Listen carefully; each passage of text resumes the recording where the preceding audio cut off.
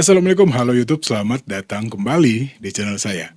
Buat yang baru bergabung, saya infokan sedikit kalau channel ini berisikan tentang sejarah dan berita-berita musik. Ya, baik itu cerita bandnya, cerita musisinya, ya sampai mungkin ada hal-hal yang sisi lain dari musisi atau band tersebut.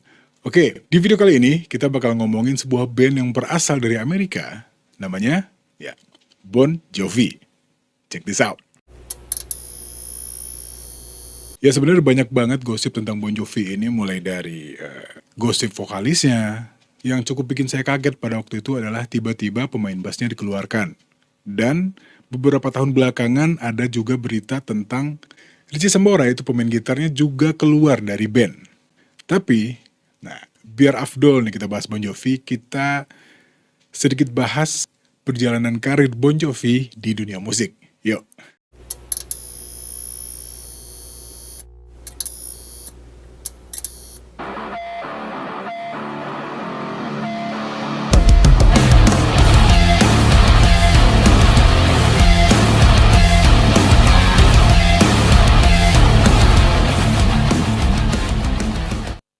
Bon Jovi adalah band rock Amerika dari Sayreville, New Jersey yang dibentuk pada tahun 83.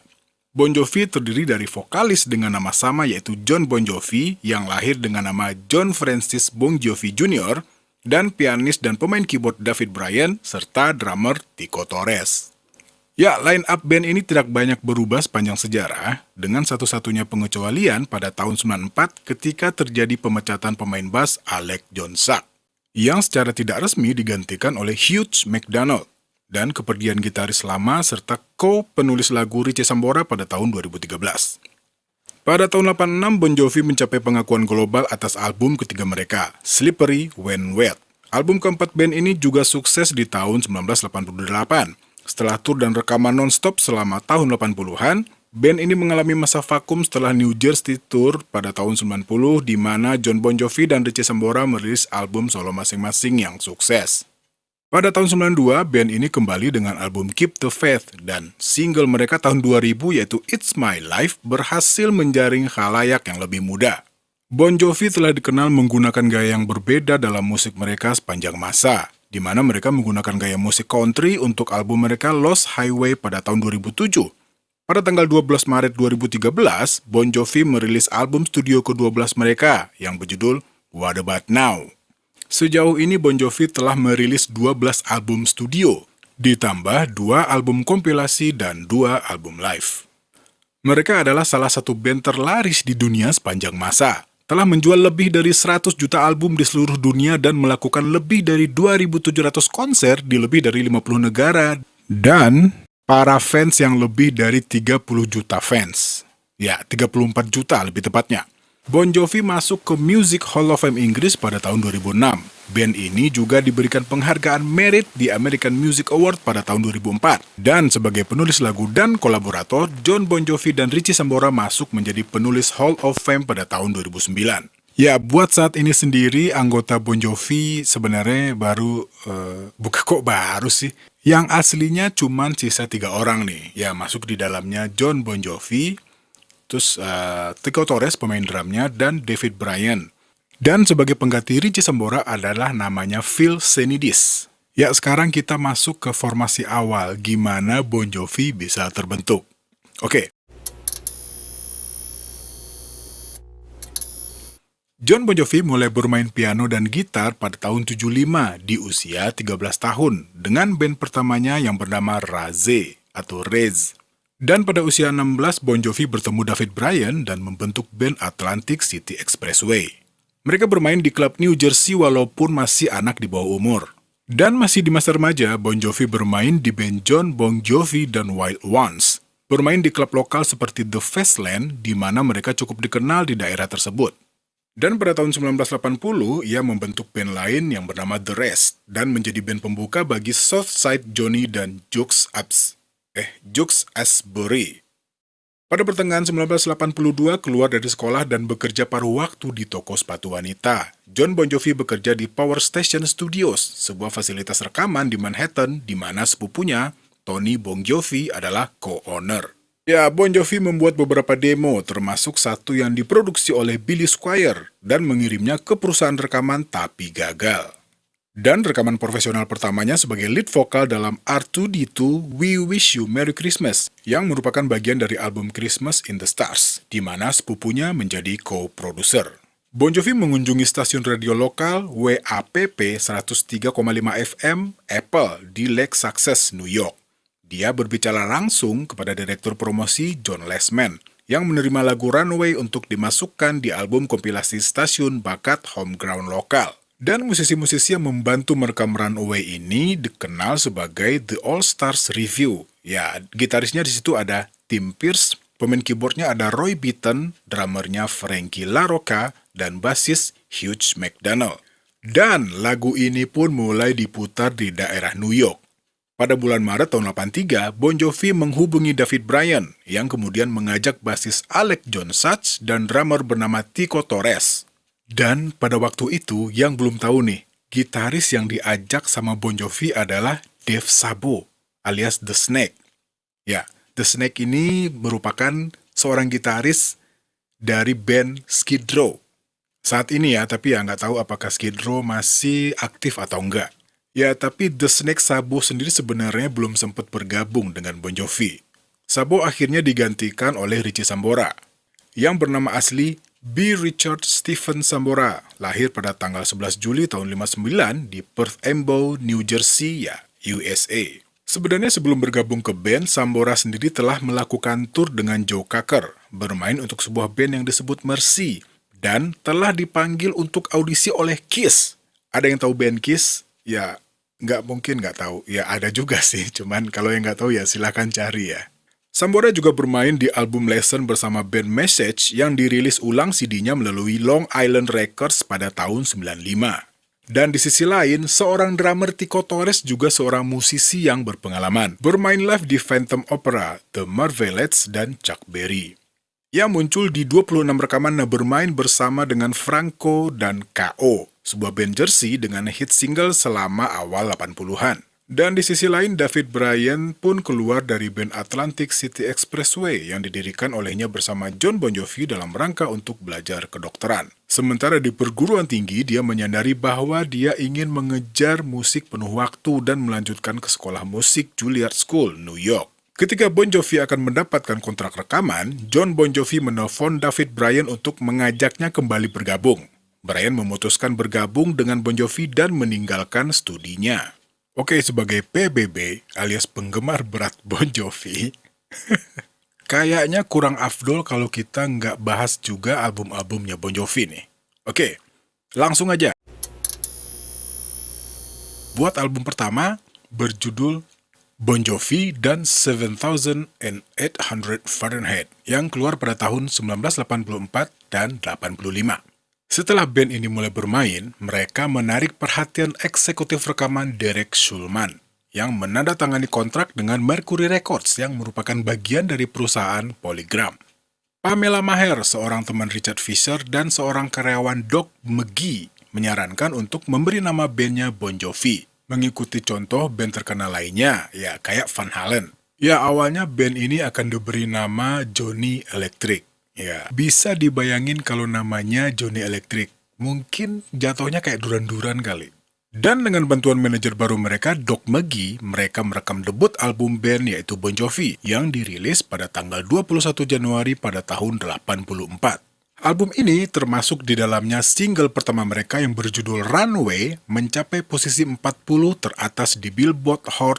Apa ini Billboard Hot? Di Billboard 200 chart album. Band ini segera mendapati peluang sebagai band pembuka bagi Scorpion di AS dan Kiss di Eropa. Wow! Dan tahun setelahnya, yaitu tahun 85, Bon Jovi mengeluarkan album kedua mereka yang berjudul 7008 Fahrenheit. Dan dengan album ini, band juga merilis 3 single. Yang pertama, One Lonely, terus In and Out of Love, dan balada Silent Night. Album ini pun memuncak di nomor 37 pada Billboard 200 dan bersertifikat Gold oleh RIAA. Sementara penjualan album tidak sesuai harapan. Dan setelah 2 album yang cukup terbilang sukses ya, maksudnya buat band baru sepertinya cukup lumayan sukses dua album mereka sebelumnya. Lalu, muncullah album Slippery When Wet. Pada album ini, Bon Jovi mengubah pendekatan mereka untuk album berikut dan menyewa penulis lagu profesional Desmond Child sebagai kolaborator, serta Bruce Fairbairn terpilih sebagai produser album. Pada awal 1986, Bon Jovi pindah ke Vancouver, Kanada untuk merekam album ketiga mereka. Band ini menghabiskan 6 bulan rekaman album baru, dan mereka memutuskan untuk menamai album ketiga ini berjudul Slippery When Wet, setelah mengunjungi sebuah klub strip di Vancouver bernama The Number 5 Orange. Nggak tahu ya, ini masih ada apa nggak? Ini tahun berapa tadi? 87, 86. Ya, buat yang penasaran silahkan dikunjungi aja ya. Lalu pada tanggal 16 Agustus 1986, Slippery When Wet dirilis. Album ini mencapai nomor 1 di Amerika Serikat selama 8 minggu di chart album Billboard 200. Dan 2 single dari album ini adalah You Give Love a Bad Name dan Living on a Prayer. Ya, saya yakin You Give Love a Bad Name semua pada tahu. Mulai dari yang tua sampai yang muda. Dan single ini menjadi nomor 1 di Billboard Hot 100 Single Chart. Slippery When Wet menjadi album dengan penjualan teratas pada tahun 1987 menurut Billboard. Dan Living on a Prayer memenangkan MTV Video Music Award untuk Best Stage Performance. Band ini juga memenangkan penghargaan untuk Favorite Pop and Rock Band di American Music Award dan penghargaan untuk Favorite Rock Group di People's Choice Award. Ketika Slippery When Wet dirilis pada bulan Agustus 86, Bon Jovi menjadi supporting act untuk band rock Amerika yaitu 38 Special. Pada akhir tahun 1986, Bon Jovi melakukan pentas selama 6 bulan di arena di seluruh Amerika. Apa coba? Sorry, yuk kita lanjut. Dan pada bulan Agustus 1987, band ini tampil di Monster of Rock Festival di Inggris. Selama set mereka, Dee Snider, Bruce Dickinson, dan Paul Stanley bergabung dengan band ini untuk melakukan We Are an American Band. Dan band ini mengakhiri tahun dengan 130 pertunjukan di Tour Without End yang menghasilkan $28.400.000 Amerika. Wow, just wow. Ya, berikutnya kita ceritakan New Jersey, album New Jersey, dan setelah ini ada sedikit masa vakum dari mereka. Oke, let's go. Dengan bertekad untuk membuktikan bahwa keberhasilan Slippery When Wet bukanlah suatu kebetulan, Bon Jovi merilis album keempat mereka yang berjudul New Jersey pada September 1988. Dan bisa dipastikan New Jersey memuncak di nomor 1 di negara Amerika Serikat, Kanada, Inggris, Irlandia, Selandia Baru, dan Australia. Album ini pun menghasilkan 5 top 10 hits di Billboard Hot 100, menjadikan Bon Jovi pemilik rekor single paling banyak di top 10 oleh album hard rock. 2 hit single, Bad Medicine dan I'll Be There For You, berhasil mencapai nomor 1. 3 single lainnya, yang termasuk di dalamnya adalah Born to Be My Baby, Lay Your Hands on Me, dan Living in Sin, mencapai 10 besar tangga lagu.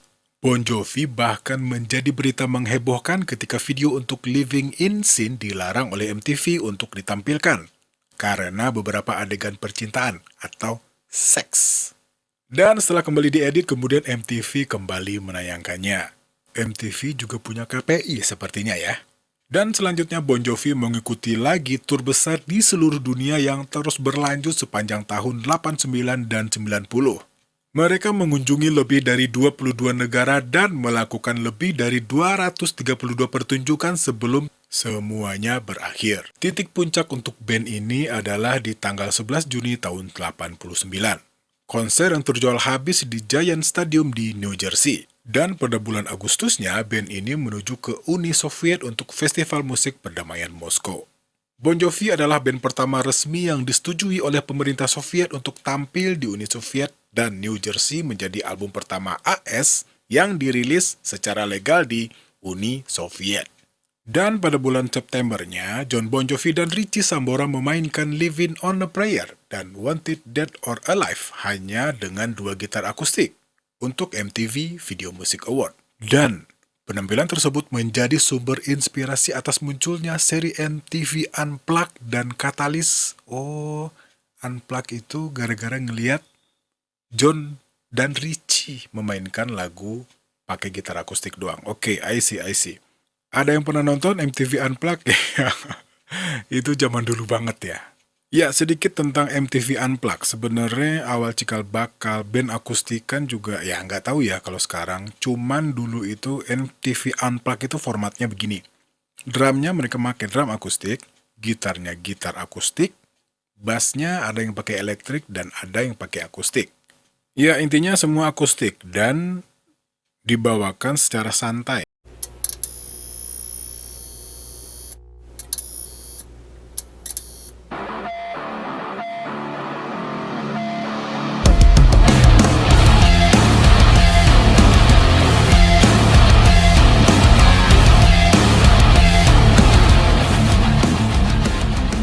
So, kita lanjut. Antara tahun 90 dan 91, anggota band berpisah.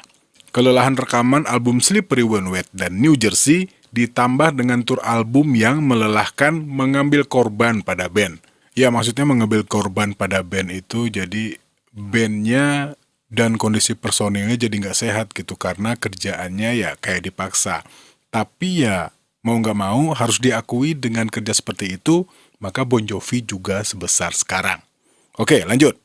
Pada akhir tur New Jersey, Bon Jovi telah melaksanakan 16 bulan konser dan anggota band kelelahan fisik dan kejenuhan, mental dan emosional. Akhirnya setelah tanggal tur terakhir di Meksiko dan tanpa rencana yang jelas untuk masa depan mereka, anggota band beristirahat ke rumah masing-masing. Ini adalah masa kekosongan bagi Bon Jovi. Selama waktu itu, Bon Jovi melakukan proyek-proyek solo masing-masing dan menunjukkan tidak ada keinginan untuk membuat album baru. Meskipun telah mendapatkan semua kesuksesan yang ada, mereka tidak bahagia dengan status quo masa vakum ini. Pada tahun 91, John Bon Jovi memecat beberapa manajemen, penasehat bisnis, dan agennya, termasuk manajer yang telah lama menemani, yaitu Doug McGhee. John mengambil tanggung jawab sendiri dengan mendapatkan barisan dan menciptakan Bon Jovi Management. Pada Oktober 91, band ini pergi ke sebuah pulau Karibia, Saint Thomas, untuk mendiskusikan rencana bagi masa depan band. Mereka berhasil menyelesaikan perbedaan yang ada di antara mereka dengan memungkinkan setiap anggota untuk berbicara tentang perasaannya tanpa gangguan dari satu sama lain. Setelah menyelesaikan masalah mereka kembali ke studio Vancouver Little Mountain dengan Bob Rock mengerjakan album kelima di Januari 92. Ya, lahirlah Keep the Faith. Album kelima dari Bon Jovi dirilis pada bulan Maksudnya pada bulan November 92. Album ini mewakili awal dari sebuah babak baru dalam sejarah Bon Jovi dan menandai perubahan dalam suara dan gambar band. Album ini jauh dari sound drum berat dan solo gitar yang mengemekak liar dan ya dan menjadi memperkenalkan suara yang lebih matang dari Bon Jovi dan lirik yang lebih serius. Media terfokus perhatian pada rambut John Bon Jovi. Sebelum adanya BTS, Big Bang, dan apa ya? Ya, bapak-bapak inilah idola remaja putri pada zaman itu. Dan untuk mempromosikan Keep the Faith, mereka kembali ke akar mereka, yaitu bermain beberapa klub kecil di New Jersey, di mana mereka memulai karir mereka dulu. Band ini muncul di MTV Unplugged, tapi itu berbeda dengan episode lain dari seri MTV Unplugged. Penampilan Bon Jovi terasa sangat intim, menampilkan akustik dari hits klasik. Ya, lagu-lagunya ada lagu Bon Jovi dan lagu yang bukan lagu Bon Jovi. Dan materi baru dari Keep the Faith. Penampilan di MTV Unplugged ini dirilis secara komersial pada tahun 93 dengan judul Keep the Faith, An Evening with Bon Jovi. Ya, kalau boleh jujur saya kenal Bon Jovi ini semenjak album Keep the Faith-nya. Ya, masih ingat pada waktu itu, sound drum, beat drum, rhythm gitar, dan interlude dari lagu-lagu di album Keep the Faith ini memang cukup fresh dan sangat berbeda dengan Bon Jovi sebelum album-album, ya maksudnya Bon Jovi yang album-album sebelum Keep the Faith ini. Oke, kita lanjut. Album Keep the Faith ini berhasil meraih double platinum oleh RIAA dan menghasilkan top 10 hit single Bed of Roses dan menjadi judul lagu hits nomor 1 di mainstream rock tracks. Bon Jovi memulai tur dunia internasional untuk album ini. Band ini mengunjungi negara yang belum pernah terlihat sebelumnya dan tampil di Stadion Amerika Serikat. Kok Amerika Serikat? Amerika Serikat ya udah, maksudnya di Amerika Selatan, Eropa, Asia, dan Australia. Mereka mengunjungi 37 negara dan melakukan 177 penampilan dan mereka bermain untuk 25 juta penggemar di Keep the Faith Tour, I'll Sleep When I'm Dead Tour. Dan pada bulan Oktober tahun 94, Bon Jovi merilis album Greatest Hits berjudul Crossroad dengan 2 lagu baru yaitu Always dan Someday I'll Be Saturday Night. Single pertama dari album Always menjadi penjualan tertinggi single Bon Jovi dan berada di top 10 dari Billboard Hot 100 selama 6 bulan. Di Inggris, Crossroad menjadi album terlaris tahun 94. Pada tahun yang sama, Bon Jovi memenangkan penghargaan untuk Best Selling Rock Band di World Music Award. Pada tahun yang sama, basis Alec John Shark memutuskan untuk berhenti dari band. Ini adalah perubahan line up pertama sejak Bon Jovi dibentuk. Hugh McDonald menjadi basis pelarian tidak resmi. John Bon Jovi mengatakan mengenai pemecatan ini, "Tentu saja ini menyakitkan, tapi aku belajar untuk menerima dan menghormatinya. Kenyataan bahwa aku adalah seorang workaholic, masuk dan keluar studio, panggung, selalu berurusan dengan musik setiap siang dan malam. Hal ini tidak berarti semua orang harus menyesuaikan diri dengan ritme kerja saya. Alec ingin berhenti, sementara waktu sekarang. Hal ini sebenarnya bukan sebuah kejutan buat saya," kata John Bon Jovi. Dan selanjutnya, tur dunia mereka sangat sukses. Pada bulan Juni 95, konser Bon Jovi sepanjang 3 malam di Stadion Wembley terjual habis dan menjadi sejarah bagi London. Konser yang didokumentasikan untuk Bon Jovi yang berjudul Live from London.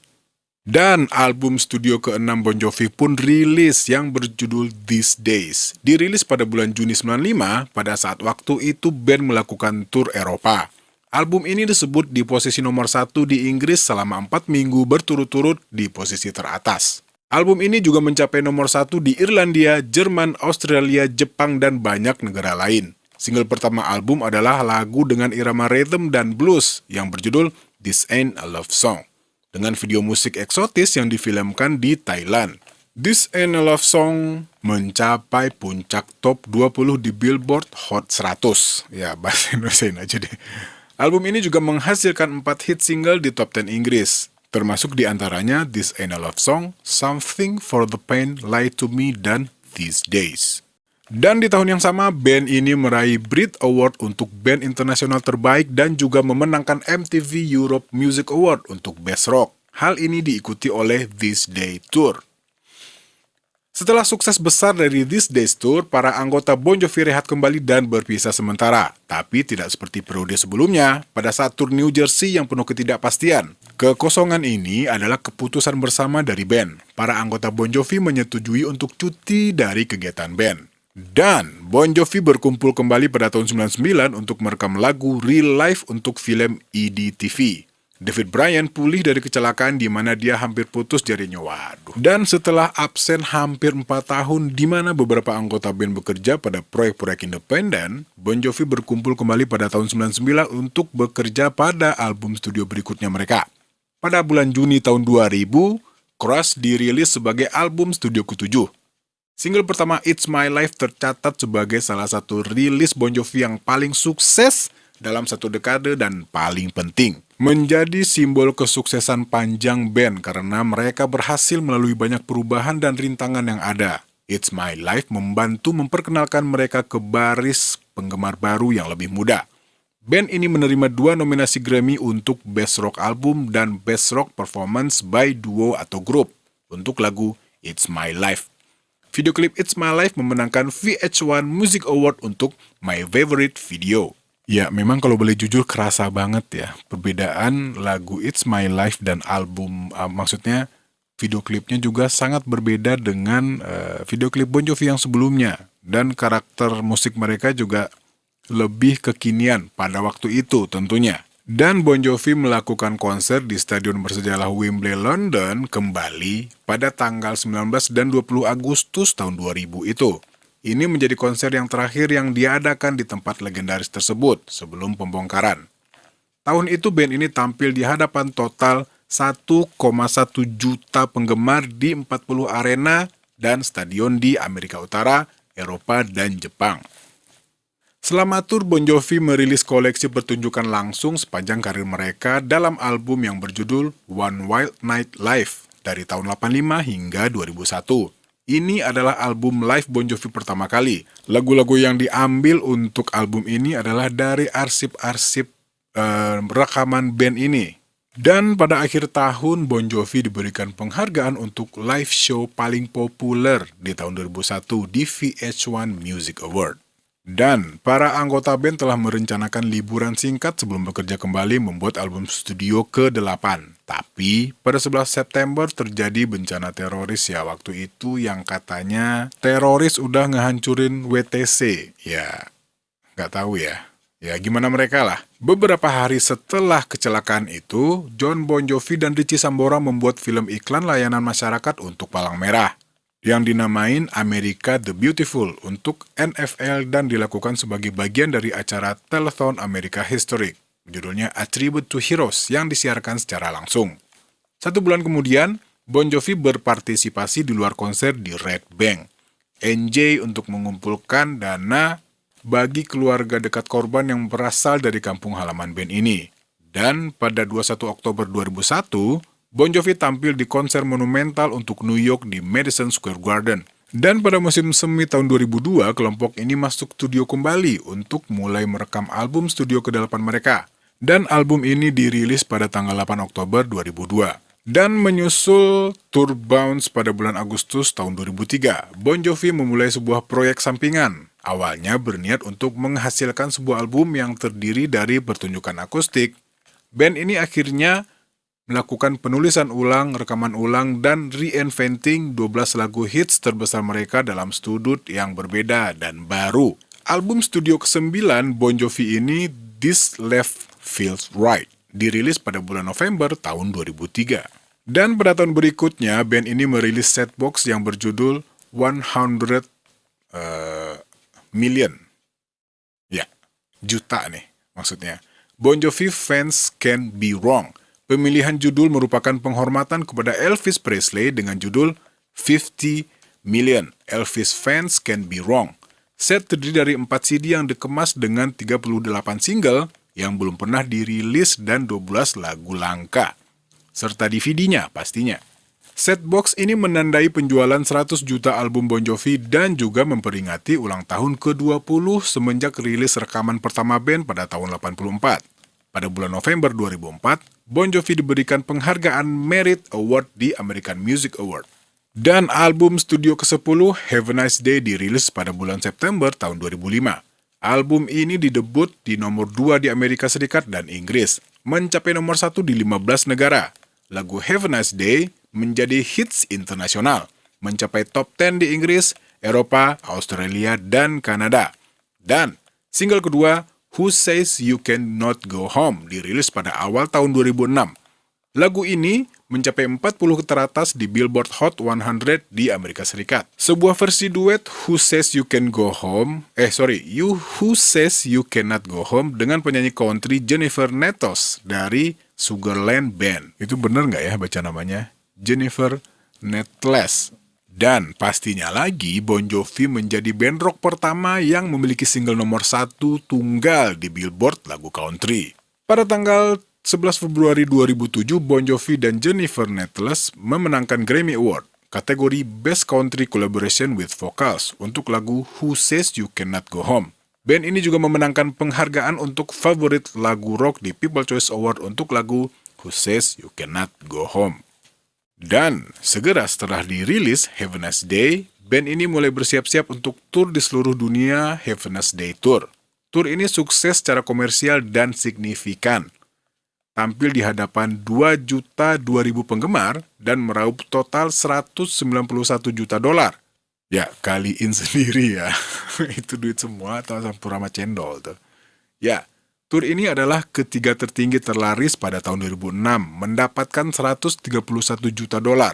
Tepat di belakang The Rolling Stones, A Bigger Bang World Tour, dan Madonna Confession Tour. Pada 14 November tahun 2006, Bon Jovi dimasukkan ke Inggris Music Hall of Fame bersama James Brown dan Led Zeppelin. Wow! Ya, tadi John sempat bilang dia workaholic. Ya, hari-harinya itu memang musik, musik, dan musik. Di studio ngomongin musik, di luar studio doi juga ngomongin musik ya. Jadi memang kerja keras yang luar biasa dan pencapaian mereka juga luar biasa. Ya, ya oke. Ada pepatah kerja keras tidak mengkhianati hasil. Self-noted ya teman-teman. Ya, oke. Thank you, John Bon Jovi. Ya, lanjut. Pada bulan Juni 2007, Bon Jovi merilis album studio ke-11 mereka, Lost Highway. Album ini dipengaruhi dengan nuansa musik country menyusul kesuksesan single country Who Says You Cannot Go Home, duet dengan Jennifer Nettles. Untuk mempromosikan album baru, Bon Jovi membuat beberapa penampilan televisi, termasuk CMT Award ke-6 di Nashville, American Idol, dan MTV Unplugged, serta bermain di konser Live Earth di Giant Stadium. Mereka juga melakukan 10 kegiatan promosi di Amerika Serikat. Ya, album yang Bon Jovi bilang cukup banyak terpengaruh oleh Nashville ini menduduki puncak tangga lagu di negara-negara Eropa dan Asia. Dan single ketiganya, Till We Ain't Strangers Anymore, yang juga menampilkan penyanyi LeAnn Rimes. Ya, intinya pada album ini Bon Jovi benar-benar menampilkan sisi country dari bandnya. Dan pada bulan Oktober 2007, band ini mengumumkan Lost Highway Tour, yang dimulai dari New Jersey, Kanada, Jepang, Australia, Selandia Baru, Amerika Serikat, dan tur Eropa selama musim panas 2008. Dan dengan penjualan tiket 210-600 juta dolar mulai tanggal 14 November 2007 sampai November tanggal 11, 2008. Dan pada bulan April 2009, film dokumenter karya Phil Griffin yang berjudul When We Were Beautiful, di mana film ini merupakan debut di festival film Tribeca, yang mencatat naik turunnya karir Bon Jovi selama 25 tahun dan mengikuti band tour terbaru mereka, yaitu Lost Highway. Dan pada tahun 2009, John Bon Jovi dan Richie Sambora dilantik menjadi penulis lagu Hall of Fame. Bulan itu mereka juga merekam lagu Stand By Me dengan penyanyi Iran Aindi Madadian, untuk menunjukkan solidaritas bagi mereka yang terkena dampak kerusuhan politik di Iran, dan menyanyikan bagian lagu yang dinyanyikan dalam bahasa Persia. Dan selanjutnya pada tanggal 10 November 2009, band ini merilis album studio ke-12 mereka. Gila men, 12 men. Ya, judul albumnya sendiri adalah The Circle, yang dimana The Circle ini kembali ke arah rock and roll. Dan pada tanggal 19 Februari 2010 memulai The Circle Tour. Dan The Circle Tour merupakan konser terlaris selama tahun 2010 menurut 25 tour konser Billboard. Selama tour telah dimainkan untuk 1.909.234.000 penggemar dan telah meraup 201.100.000 juta dolar pada lebih dari 80 tempat menurut Pollstar. Dan ini juga membawa Bon Jovi sebagai musisi dengan bayaran tertinggi di dunia menurut majalah Forbes. Ya, diperkirakan pendapatan Bon Jovi ini selama setahun sebanyak 125 juta dolar.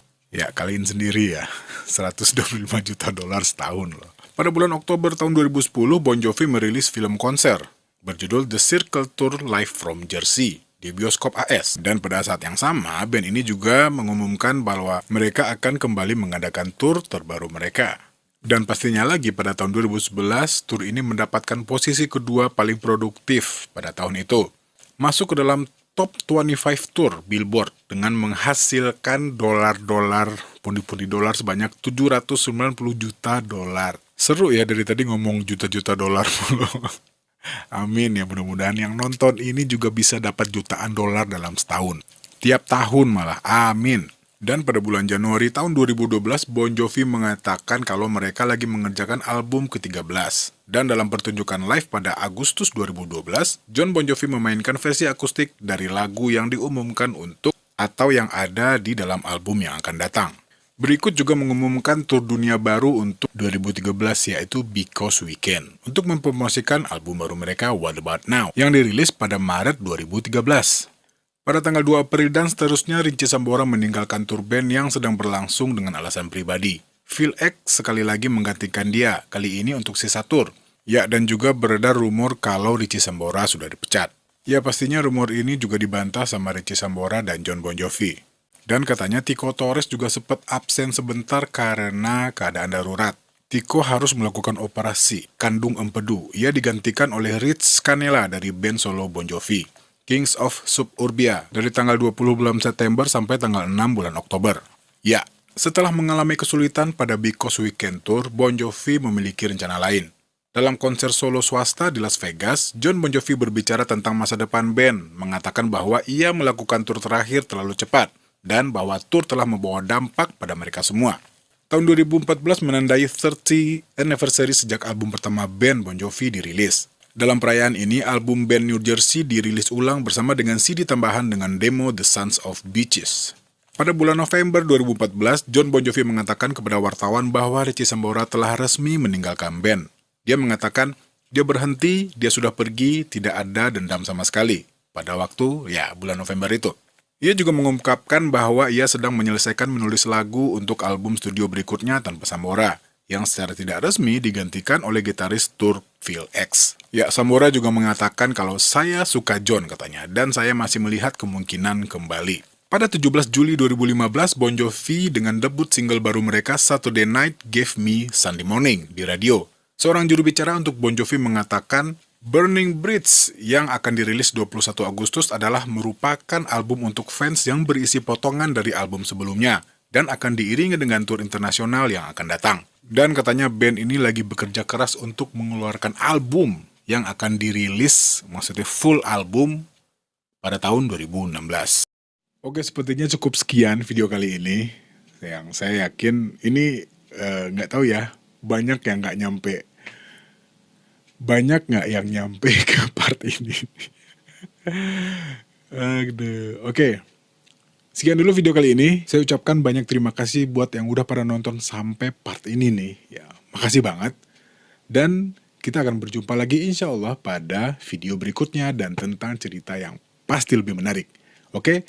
Assalamualaikum warahmatullahi wabarakatuh.